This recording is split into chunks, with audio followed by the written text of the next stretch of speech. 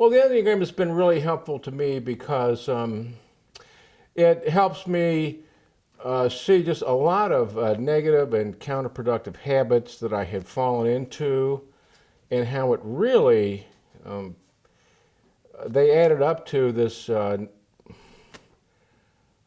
of plain and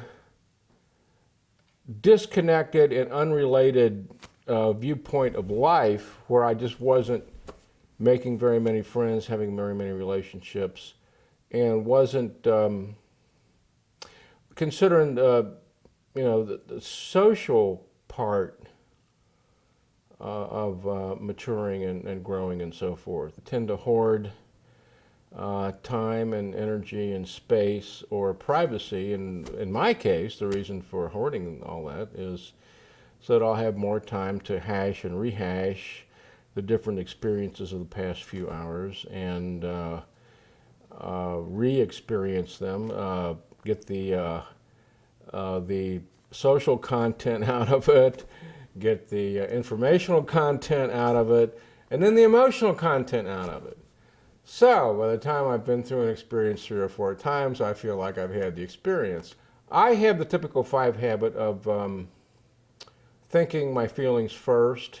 I'll have some socially appropriate reaction, but I really won't really experience the emotion until I'm by myself and decide how it is that I want to feel about that. Sometimes people accuse me of withholding information and not being forthcoming enough about where I'm coming from or what I'm thinking about.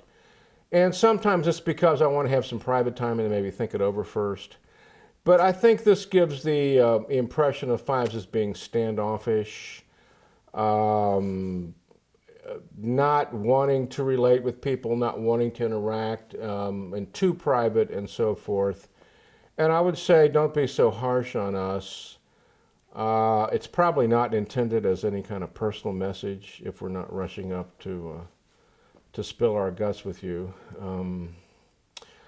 So give us a little space, but don't hesitate to ask us where we're coming from or what we're up to either. Just don't crowd, okay?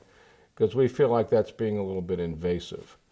But on the other hand, 5s are poor initiators when it comes to a lot of the personal interactions. So I would say, as far as dealing with 5s, go ahead and take the first step. But don't take the 3rd or 4th one until they answer back. I think one of the advantages of 5ness is that 5s can detach their emotions. Now, this is a big negative, but it can also have a positive use. In that we can make some objective decisions while everyone else is kind of losing their head and going crazy because of the crisis or the disaster. We can kind of just like put that on hold, make a objective decision, and then fall apart later.